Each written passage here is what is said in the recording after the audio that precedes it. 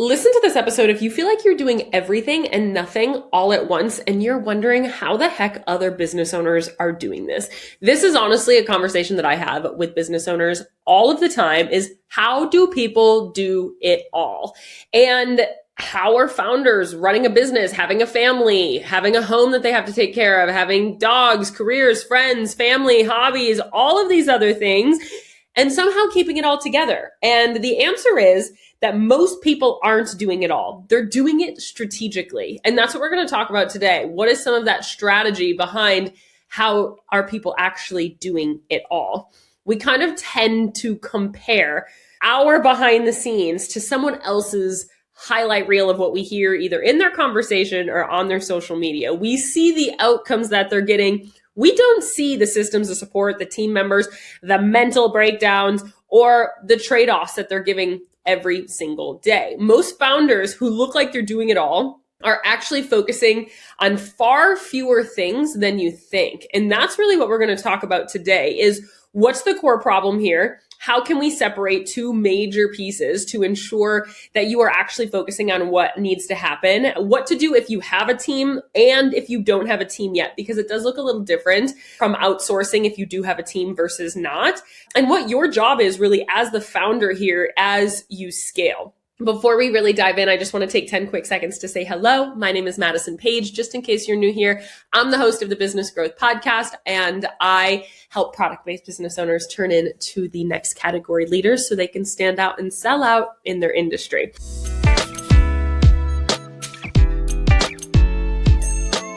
This is one of my favorite topics because if you're new here, I like to call myself the self-proclaimed freepreneur. I have tried to do it all. I have been the person working 100-hour weeks, incredibly burnt out, literally not eating or sleeping or doing anything in between. And truly, it's for the birds. It sucks, right? Like you don't have to do that in order to be successful. But there's like this conversation out there all the time of, oh my gosh, we need to work harder. We need to work harder. You need to be doing all these things. Building a business really sucks. That's just the life of being a business owner. And of course, there are some times that we're grinding out there, but a lot of times when you are grinding to grow your business, it should be because you're so excited and you're so passionate about what you're building, but understanding it can't be at the expense of everything else. At a certain point, you've been in business for years. You don't want to keep grinding like that. I don't want to work today the way that I worked 7 years ago when I was growing and scaling this business. I don't want to do that. Sure, I was really excited and super passionate about it, but this is my everyday life now. I get these little bursts of, oh, I'm going to do this and I'm going to be really excited about it. And that's great.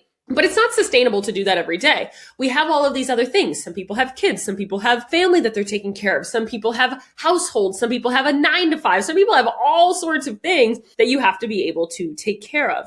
And so how do people actually do it all? I have a lot of people come to me saying, Maddie, I feel like I can just never get enough done in a day. I'm doing all of these teeny tiny little things that I never actually get to tackle the big things on my list. I'm just getting by every day. How do I actually tackle the big objectives that are on my list? So first things first is that founders often feel overwhelmed because they're trying to execute multiple growth strategies simultaneously instead of actually having a direct path.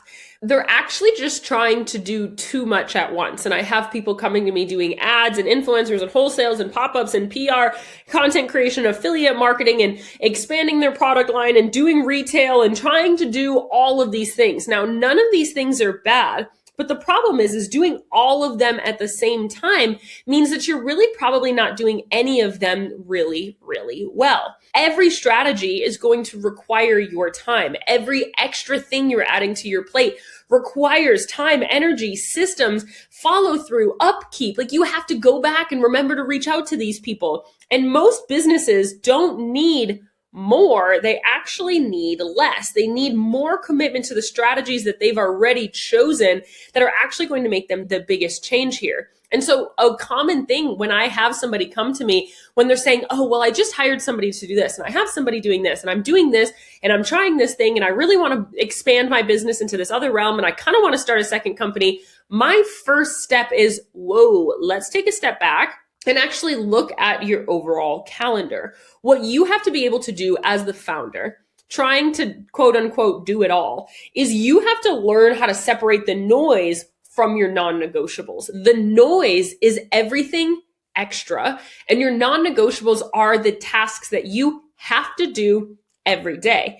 Everything feels important when you're in the middle of building a business. But if everything feels important and urgent, odds are that not all of it is, right? Odds are that none of it is actually being prioritized if you feel like you have to prioritize everything all at once. Not every task deserves the same level of attention and consistency at the beginning. Some activities directly create revenue. Some activities directly create growth. And some activities simply make you feel productive. It's kind of like productive procrastination. So on your list, you're saying, oh, well, I have this and I have this other thing. And, I'm building out this brand guide and I have this and I have that and I have all of these other things. And then yet I say, hey, when was the last time you posted on social media? And you're like, ooh, probably like Monday, probably 7 to 10 days ago. I just don't really have the time to post. But then when we really start talking, so you say, well, I know I just need to be doing better at my marketing, but yet you're prioritizing everything else but your marketing. It's oftentimes where we like to prioritize noise because it's new and it's fun and we love a good shiny object syndrome as a business owner. We as business owners are often people that like to do a lot of different things. If you have jumped into the world of being a business owner, your brain can probably work in a lot of different areas, right? If someone could talk to me, we could be having 7 conversations at once because it's just how my brain works. I'm fine with it. My mom and I do it. We'll jump back to a conversation we were having 30 minutes ago and we don't even miss a step because it's how my brain works. It's how her brain works, right? But what happens here is when you are doing all of these things at once in business, turns out you just feel productive and you're not actually doing anything with precision. So we need to be able to decipher between what are revenue generating activities, what are customer acquisition activities, what are customer retention activities, what are team leadership activities, what are the actual growth activities that you are doing that actually produces growth, your non-negotiables, and then what are all of these other things? You tweaking little things here and there. You're starting new projects. You're joining a little course to learn this. You're chasing every opportunity. You're overcomplicating systems. You're doing so many things and you're behind the scenes and you might be generating this. Now, don't get me wrong. Some of these things can be very helpful, but if you're struggling to make sales or your marketing isn't really converting or your website isn't converting to the stage that you want it to be, that's really where we need to be focusing on. Steve Jobs is famous for talking about noise. And he said literally less than 10% of your day can be noise. And he actually argues that if there's anything that's noise on your list, you should cut it. He says, I try to make 0% of my day noise and 100% of my day is just around the growth because that really is the role of the founder. And so if we think about your week, this week that you're listening to this, this is coming out on a Friday, whenever you're listening to this, I want you to think about the last 5 days of you working on your business. How many of the things that you were doing were you working on your business versus in your business? How many of the things that you were doing were revenue generating activities? Were you spending time actually building the company? That's what you really need to be focusing on. And everything else can honestly be cut.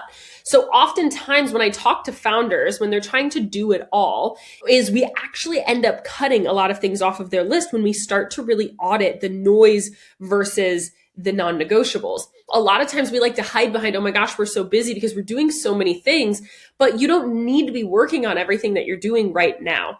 Yes, there's forever going to be a million things on our list to do, but we have to be able to prioritize what to do right now and then what just really doesn't matter. Now, of course, there's 2 different sides here. Some people have a team, some people don't. If you don't yet have a team, you need systems and you need to be able to triage your to-do list. In the early stages, you may genuinely need to be doing it all. And I understand that you really are tackling the customer service and the marketing and the delivery and the fulfillment and all of these different pieces. It's part of entrepreneurship, especially in those gritty first stages. But you might not be able to outsource immediately, but you can organize, you can prioritize, and you can create a structure. Some of the most important things that I need you to do, I need you to live by a calendar. If you are a solo business owner, which I have been a lot in my life, If you are a solo business owner, you need to absolutely bow down to a calendar. You need to create buckets of responsibility in your calendar, and you need to stick to those two things incredibly well. Let me explain the buckets a little bit deeper. You need to know Monday mornings from 9 to noon, you are just working on your business and nothing else. Of course, if you have to be fulfilling orders, that's fine. But if you're fulfilling orders as you go throughout your day, you won't actually end up getting anything done. You need to put things in buckets, in time blocks on your calendar. So maybe every Tuesday from 10 to 4, you're creating content.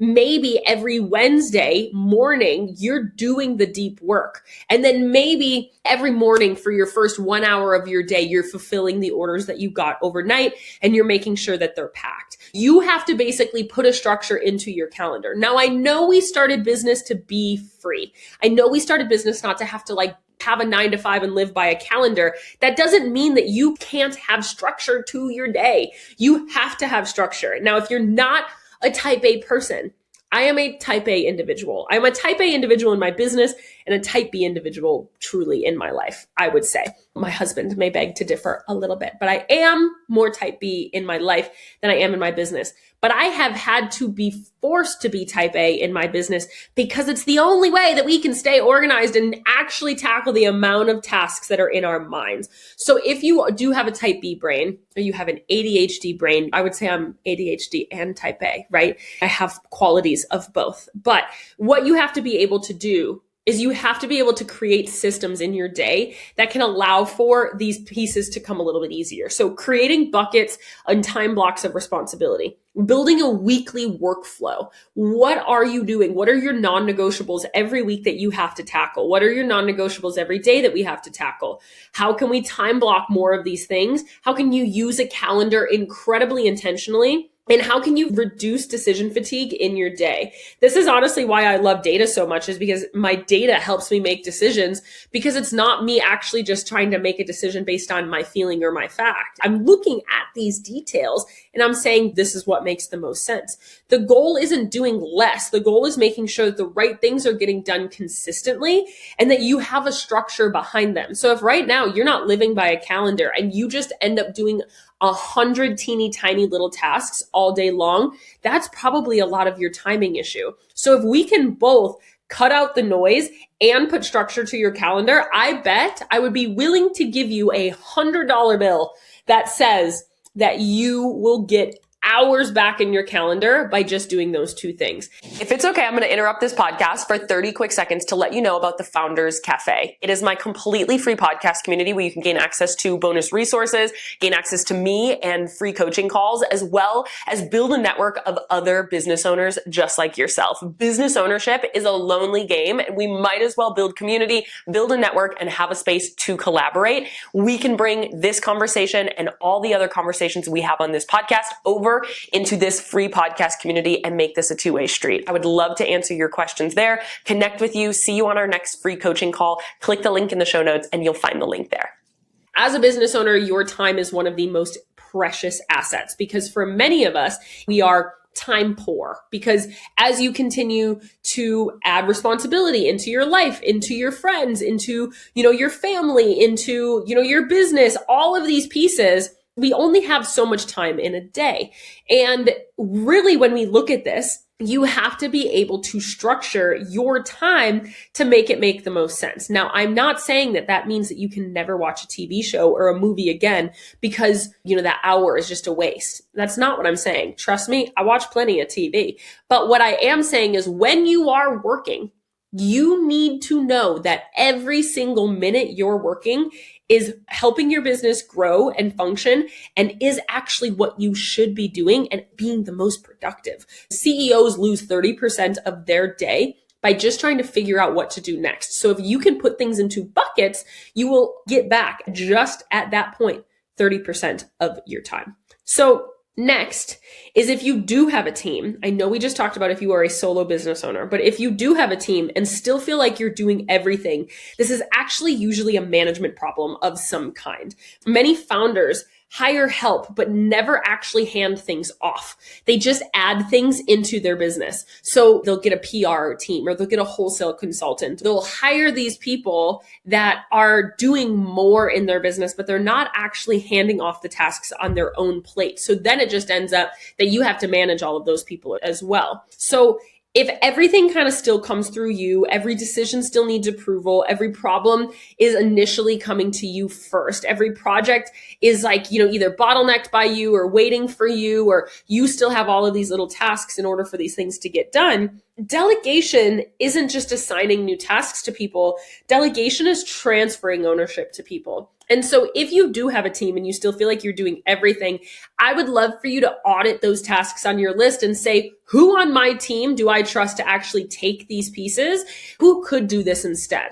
Also, can I train AI to do any of these pieces to streamline some of these offers, some of this, different things, whether it be copy or whatever it is that you're doing? Can we train AI? Can we make a dashboard? Can we make a system? Can we make an agent to really help you with some of those pieces?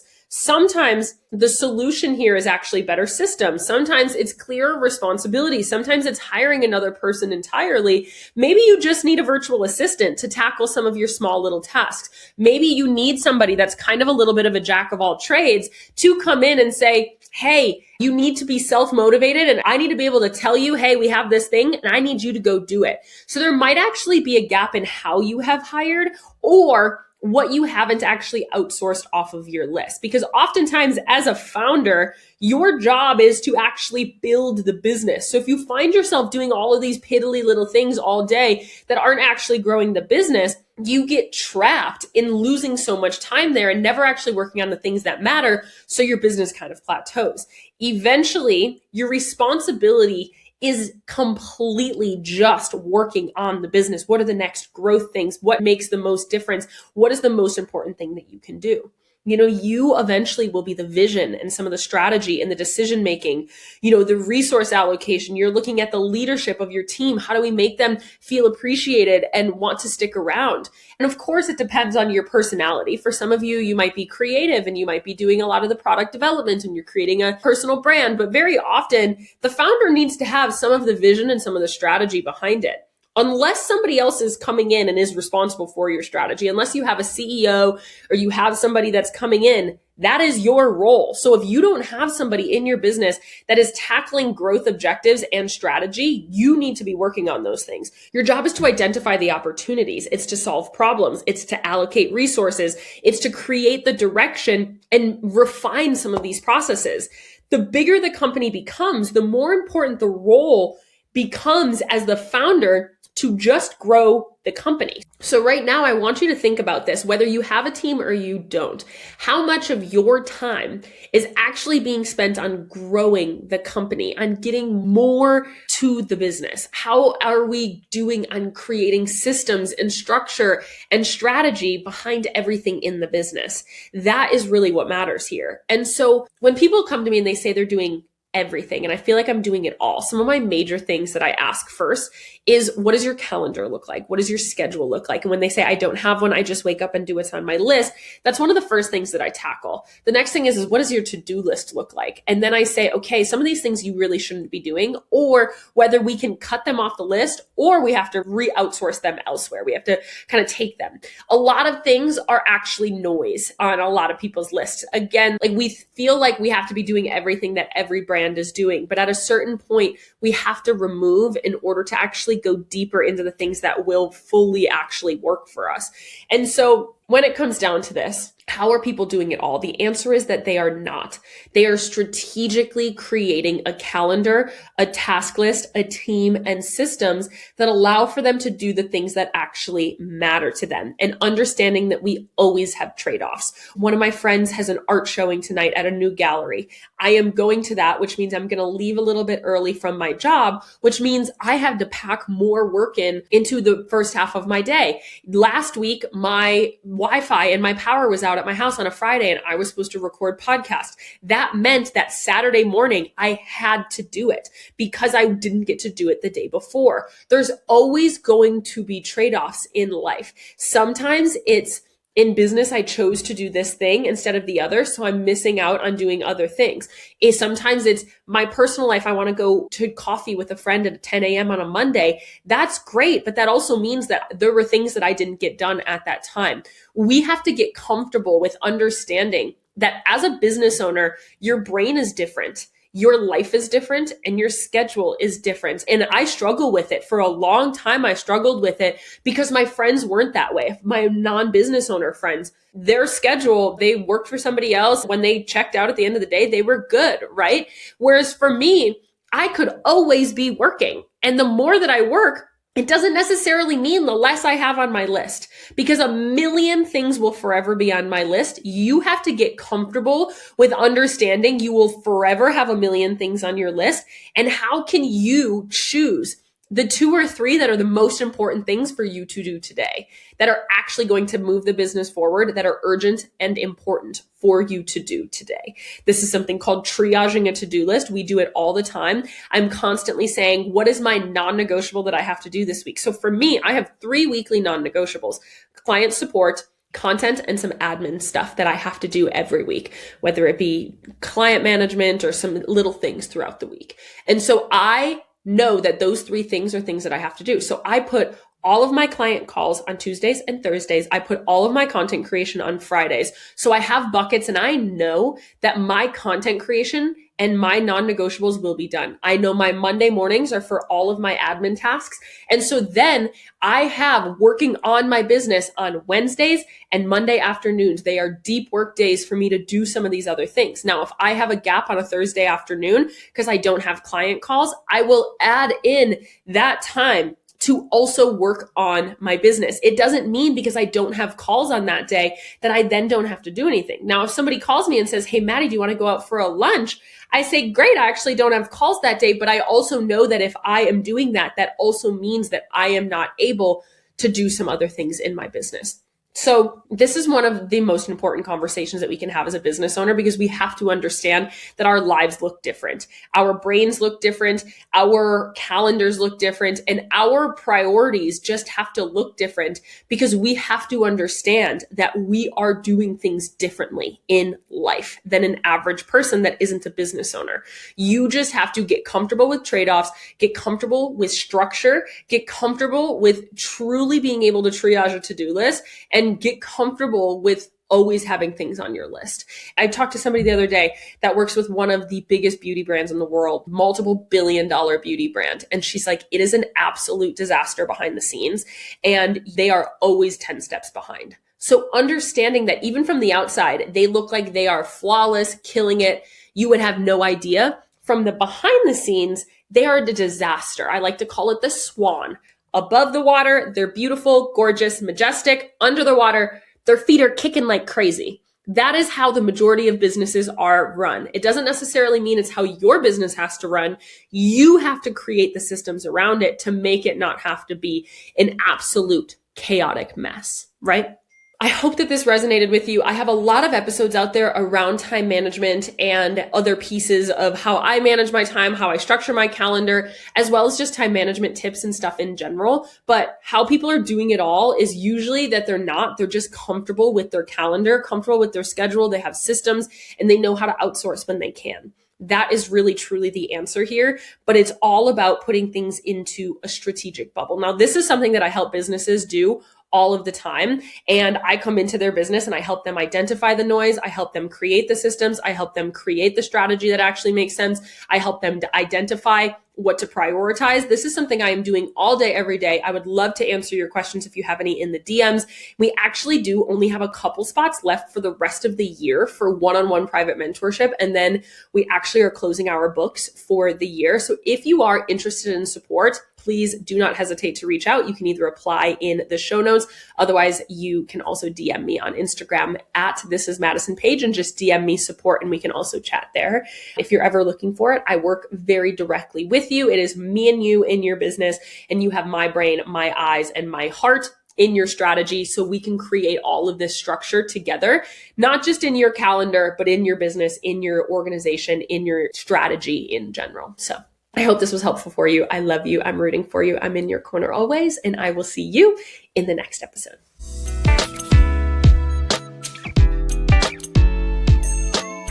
Thank you so much for listening to this episode of the Business Growth Podcast. We put out new episodes every Tuesday and Friday. So if you love this one, make sure that you're subscribed so you never miss a conversation. If you want more conversations with me and other business owners, make sure that you join our completely free podcast community, the Founders Cafe. The link is in the show notes. You can get bonus resources, access to free coaching calls, as well as connect with like-minded business owners like yourself.